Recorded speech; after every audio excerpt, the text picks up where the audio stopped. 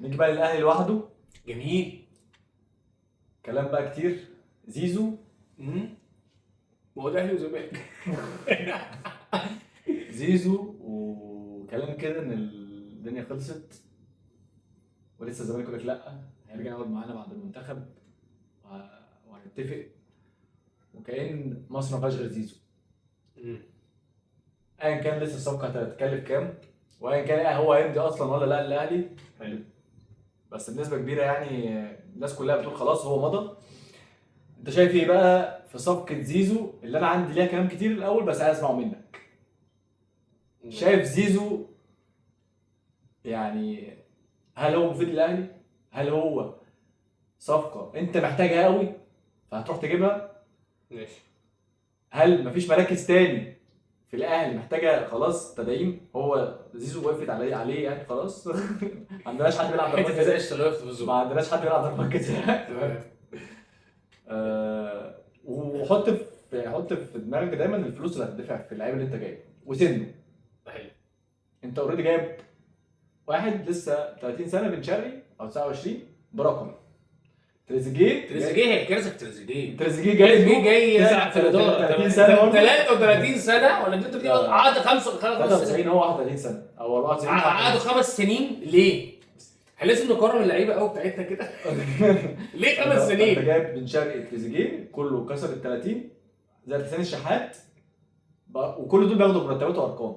لا وكمان في دي القيمه الماليه. اللعيبه كمان مطلوب منهم ريت عالي في المباريات، جري اكتر وحاجات.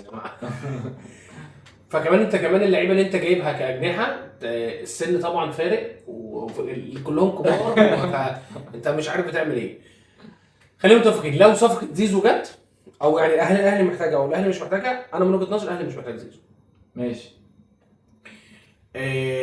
ليه؟ لحاجتين. اول حاجه انا مع احترامي لزيزو، انا مش بشوف زيزو اللي هو لعيب السوبر. زيزو هو لعيب دولي برضه.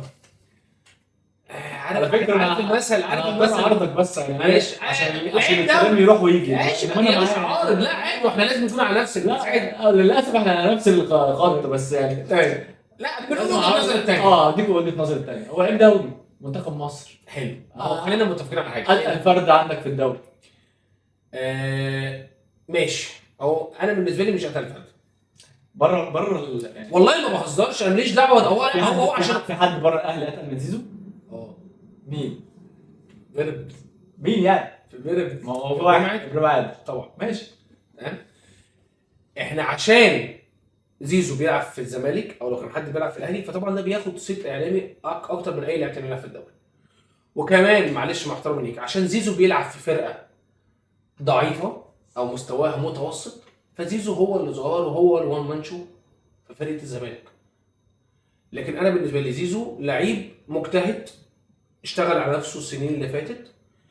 بس زيزو انا بشوف اللي هو وينج بيعرف يرفع كويس، رجله تقيله شويه. تمام. رجله تقيله كويسه بتيجي في العرض كتير مفيش مشكله. تمام. بس في الاول وفي الاخر زي ما انت قلت، هل الاهلي مش محتاج؟ هل في احتياج اللعيب ده؟ طب انت بعد ما شفت زيزو في ماتشين المنتخب بالتوظيف اللي موظفوه له حسام حسن ممكن يلعب في يعني بطريقه شبيهه للمنتخب مع الاهلي اللي هو بيلعب بقى ايه؟ بيلعب او ممكن يكون بيلعب كده عشان مضى في الاهلي فنفسيته وقتها. لا والله بجد والله. بص انا هو دلوقتي هو بيلعب في المنتخب. انا ما يعني ما انا فاهم. بس هو من ساعه لما حسام حسن جه هو بيلعبوا ما بيلعبوش يمين ودي بيلعب في النص. بص وبيلعب العمق وجايب جولين من العمق. ماشي. زيزو دلوقتي يلعب على الاجنحه اللي موجوده الاهلي جابها، انا وجهه نظري فيها كلام. لا ما ينفعش كلام. هو ما لعبش ليه بقى؟ يعني ما لعبش. انا مش هو بالظبط يعني في تريزيجيه وفي حسين الشحات وبن شرقي اصلا الثلاثه دول ما ينفعش يلعبوا في ملعب واحد مثلا. يعني بقول دلوقتي اوبشنات الاجنحه، اوبشنات الوينجات اللي عندك، بغض النظر المدرب بقى يوصل ده ممكن يلعب بقى 8 ممكن يلعب 10. هجيب جناح تاني. فهل الجناح الرابع اللي انا راح اجيبه على الثلاثه اللي عندي اوريدي لازم يكون مظبوط عامله ازاي؟ بن شرقي خلاص هياخد الوينج الشمال ومحدش مش حدش هيقعد جنبه. حلو. حسين الشحات هياخد الوينج اليمين ومحدش، وتريزيجيه يروح معاه ساعات ومحدش برضه هيجي جنبه. فانا ما عنديش غير ايه ان انا لاعب عم زيزو في نص الملعب، يعني لا هيلعب هنا، ما هو لازم يلعب اساسي. حلو. فهتلعب في نص الملعب، عندي امام عاشور وعندي مروان عطية. لا هو تريزيجيه، ما هو تريزيجيه، ما هو تريزيجيه بص خلينا متفقين، تريزيجيه مش هيجي يقعد بالظبط، ولا بن شرقي يقعد ولا حسين الشحات دلوقتي هقول لك انا هقعد هيزمزق بالظبط. فاذا انا هجيب، هل انا جايب هل معلش مع احترامي، هل صفقه زيزو دي زي صفقه نادر السيد؟ هل الهدف منها تسكين مثلا حسين الشحات لا. تسكين لعيبه ثانيه؟ لا حلو. يعني عندي جراديشار انت في نص، يعني ممكن يلعب 10 وعندك بشار كمان ولعب وينج كذا مره، بيلعب وينج، الواد بيلعب وينج حلو قوي. فاذا انت دي مش محتاج لزيزو. هل انت محتاج جناح اصلا؟ انا لو شايف انت محتاج جناح لازم تروح تجيب جناح اشول حلو سريع حريف شويط بيعمل كل حاجه في الكوره. جميل. لو انت راح تديله رقم بقى، حلو. هو 30 مليون جنيه في السنه او 40 مليون جنيه في السنه، يعني رقم $900,000 يعني $800,000 بالظبط. ف في اجانب ياخدوا الرقم ده، لا في كمان هياخدوا الرقم ده، وانت كمان هتدي له اعلانات وتدي له قصص وبتاع، وليله تروح تجيب واحد بقى حريف اشول وانت كنت مليون لسه 200.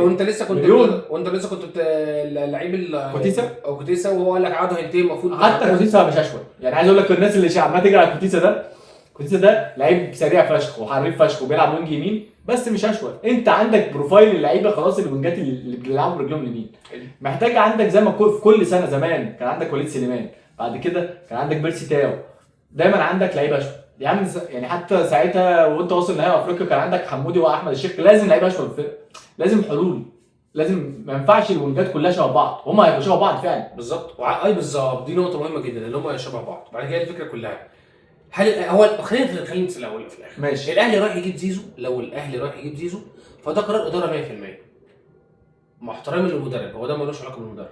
الاهلي رايح يجيب صفقه جماهيريه. كفايه بقى كفايه. لا بس هقول لك على حاجه، انا مش مع زيزو ان هو يجي، حلو، وفي نفس الوقت مش ضد الاداره لو راحت تشتري زيزو. ماشي. ليه؟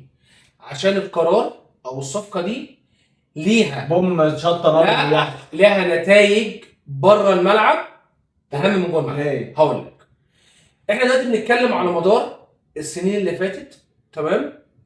انت بتخلي المنافس بتاعك كل ما يبقى في عنده سوبر هيرو او الوان مان شو اللي شايل الفرقه، فرحان اللي في ايدك ده، فرحان حافظ على ال 200,000 جنيه، رحت اخدت منه بن شرقي، انت ما خدتوش رسمي يعني، ما خدتوش منه بس هو مشي وقعدت تلعب معاه، كان هيرجعه وانت حلو خدته. خدت منه امام عاشور، وضربه امام عاشور دي كانت قويه. كل ده انا محتاجه يا خالد، كل ده انا محتاجه في فرقتي فعلا. ما هو حلو بقى، لكن انا دلوقتي لو انا كان جمهور للزمالك، خلينا متفقين على حاجه زي كده، معلش انا لما الاقي كل نجم انا بطلع انجمه وبقف وراه، الاهلي في الاخر بيروح ياخده. الاهلي كده مع احترامي لفرقه الزمالك حول نادي الزمالك لفرقه دورتموند وبايرن لا ميونخ، هو اكاديميه، حولها لفرقه دورتموند وبايرن ميونخ. بس بايرن ميونخ اي حد، ايه ده ليفاندوسكي هاته ده جميل قوي، ايه ده هاملز ايه ده هاته ده جميل قوي، اي حد كان حلو وبيطلع وبياخدوه رسمي، يعني صفقه رسمي. فده ممكن اللي هو الاهلي اللي هو بيحسب بيطمح يبقى ياخدوا صفقه رسمي بعد كده من الزمالك. ماشي، انا بتكلم على فرقتي انا. ما هو انا يا عم دلوقتي زيزو، هل هو عنده امان اصلا؟ هو مش قاعد في الزمالك، هو مش قاعد في الزمالك، ولو قاعد في الزمالك بالارقام اللي هو عايزها فدي اصلا مكسب ليا كاهلي 100%. ماشي. الزمالك الاوضه بتاعته بتتفشخ، وهو الميزانيه عنده بتتفشخ بس فهو كده هو مش قاعد في الفرقه دي، ولو قاعد في الفرقه دي فمكسب ليا، فهيطلع الخليج، فانا اصلا كده مش متضرر، انا كده مش متضرر. ايوه ماشي. انا العب بقى على فرقتي اللي داخله بطوله كبيره في شهر 7 وعايزه، يعني انا اصلا لو محتاج وينج زي ما قلت لك، محتاج وينج شمال وينج يمين اشول وكده وحريف وبتاع واجنبي، يعني سلام يبقى اجنبي، منطقه واحد من القرف اللي ورا دول الاجانب اللي ما لهمش اي لازمه. حلو ماشي. انا اصلا محتاج باك شمال مكان علي معلول، عشان احنا عطاها الله. لا ده احنا عندنا مشكله، عطاها الله خلاص. هو احنا دلوقتي عندنا مشكله في الباكين الشمال واليمين. احنا بنتكلم محمد اليمين، محمد علي محمد هاني دلوقتي في الثلاثينات، اليمين هيتلايس يعني السنه الجايه. ما خلاص اكرم طويل كنت بتلاقي فيه ماشي. لا ما هو كريم فؤاد هيتلايس بيه وعمر كمال في الثلاثينات، ما هتتلايس سنه يعني. ايه ماشي، انا بتكلم الخطوه اللي جايه على طول. ما هو لا، ما انت الخطوه، بص انا الخطوه اللي جايه انا عايز مساك مكان انت عايز خط دفاع، انت يعني عايز تدعيمات في خط الدفاع، سواء وينج شمال او وينج يمين او مساك. باك قصدك شمال وباك يمين؟ باك شمال او باك يمين او مساك، ده 100%. ومحتاج حد 6 يرى مروان عطيه اللي هو كان جايب مستوى حلو قوي، ومع زياده عدد المنتشر مستواه اقل ونسبه الاجهاد، فمفيش. فانت طبعا محتاج طبعا لعيبه تانية احسن من زيزو، لكن وانا اقول لك الحاجه، انا معاك الفكره كلها اللي هو كفايه فكره اللي هو حاجه جماهيريه، وده الصح. طب لو انا محتاجها ماشي، يعني امام عاشور انا كنت من الناس اللي طبعا موافق على الصفقه دي، بغض النظر بقى عن المهاترات اللي بتحصل قبل. انا موافق على الصفقه دي فنيا، موافق عليها 100%، فاهم؟ كل الصفقات اللي قبل كده من الزمالك انا موافق عليها فنيا 100%، انا محتاجها. بن شرقي انا موافق عليه 100% طبعا، ما عنديش وينج اصلا في مصر يعمل الدور اللي بيعمله بن شرقي ولا الحرفانه ولا. بس زيزو لا، انا عندي تريزيجيه يا عم، انا عندي تريزيجيه، هو انا فرق سنه سنتين بيعمل ايه زياده عنه يعني؟ مرتبات بقى، وهل كولر اصلا ده لو قاعد بعد كاس العالم او هو في كاس هيقدر يعمل تشكيله فيها كل الناس دي؟ ما الناس دي كلها مش هتقعد دكه، معلش. هو انت وخلي بالك دي حاجه بتبقى صعبه على المدير الفني، وتبقى من اسباب اللي هو الفشل المدير الفني او فشل الفريق نفسه، اللي انت الفريق المكتظ بالنجوم كتير قوي، نجوم كتير بقى خلاص، زياده فشل مش زياده فشل. انا يعني انا مع شويه، يعني ضد اكتر من مع، بس انا بقول لك مع كصفقه جماهيريه، لكن كصفقه فنيه لا.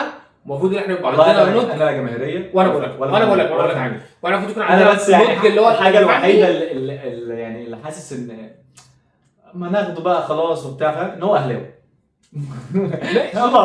يعني تخيل واحد كده ابنك ضال، فاهم؟ واتمرمط 4-5 سنين وخلاص بقى هو عايز يجي يلعب في الاهلي، ومن قبل ما يروح الزمالك عايز يلعب في الاهلي، فاللي هو تعالى ما زي اخواتك يعني، ما جاتش عليك. بس لا بجد ككوره لا والله. بص انت ما تعرفش ايه اللي هيحصل، او ممكن في الاول والاخر بقى الاهلي ممكن يلعب، يعني انا شايف الاهلي ممكن يلعب بصياعه اصيع فشخ، ان انت تظبط مع زيزو ويطلع فيها شات اعاره. لا انت زيزو دلوقتي انت عايز فلوس، وانا مش هقدر اديك الفلوس دي دلوقتي. ماشي حلو، انا هظبط لك قعده بره. كوبري تاني يا زكي. لا بس الكوبري بقى في الخليج. لا هو كده عنده عروض من الخليج، روح يا زيزو قضي السنتين بتوعك حلوين. 32 يا ابني، 32 يا عم. انا عندي تلاتينات بتلعب بقى خلاص، يبقى انا مشيت شويه من هنا وهنرجع برضه المسابقه الجماهيريه. والله ما تعرفش، بس هي الفكره كلها اللي هي زي ما انت بتقول برضو الطريقه برضو، يعني اداره الاهلي او اداره الزمالك بقت تتعامل بطريقه اللي هو زي ما انت بتقول ايه، لا هو ده شطر وبتاع، وده غلط. بس في الاول والاخر ده غلط 100%. يعني زي ما انت بتقول، انت المفروض ان انت وانت بتقول على نفسك الاهلي انت كمنظومه انت كمنظومه بتسمع لراي المدير الفني، وكل واحد ليه ادارته، فانت فعلا لازم تبص على الفكره الفنيه. الجمهور ما طالبش لحد دلوقتي، يعني الجمهور ما كانش طالب صفقه زيزو دي خالص. دايما الجمهور بيقول ايه؟ زيزو يا هيفضل يطلب من الزمالك فلوس كتيره، ولا هو خد من الزمالك فلوس كتيره ده بقى يحط الزمالك في كارثه، ولو زيزو ساب الزمالك ومشي فهو الزمالك هيبقى في مشكله عشان عنده مشكله فنيه في الملعب بس. وهنشوف الايام دي اللي جايه هيحصل فيها ايه، شوف بقى مشاكل زيزو ومشاكل الاهلي ومشاكل ايه، وانت عملت فينا ليه كده؟ ما احنا كنا بره في اوروبا والدنيا جميله، يعني مش الانترناشونال بريك ينزلنا كده بسبوسه كده تحتاج حد يا دي لا ده انا خلاص، ده انا جزعت، ده انا محتاج اكل بقى ولا 2 كيلو كحك عشان ابدا حل بقى ترشي مش عارف ايه، فاهم؟ ده انا مخلي فاسد يا معلم.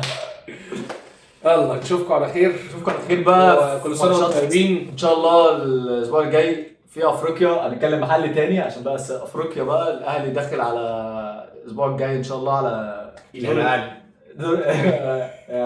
اسمه ايه؟ كارن يا مدلل الكاف. وماتشات كلها ان شاء الله الاهلي الدنيا هتبقى صعبه شويه الفتره الجايه، لو لعب في الدوري مع بيراميدز والهلال والهلال رجعت ما احنا مش عارفين حاجه والله العظيم. ما ده مش طريقه، لا احنا مش عارفين منتشر الفريق بتاعي يلعب ايه ولا هيعمل ايه. بس ونرجع بقى نحل تاني في اوروبا والتشامبيونز الاسبوع الجاي. شكرا انكم كنتوا معانا كده في سبوتايه، وما تنسوش كده تدعمونا باللايك والشير والسبسكرايب، ودايما تبقوا معانا ونقدم لكم كل جديد باذن الله. كل سنه وانتم طيبين بمناسبه العيد. كل سنه وانتم طيبين.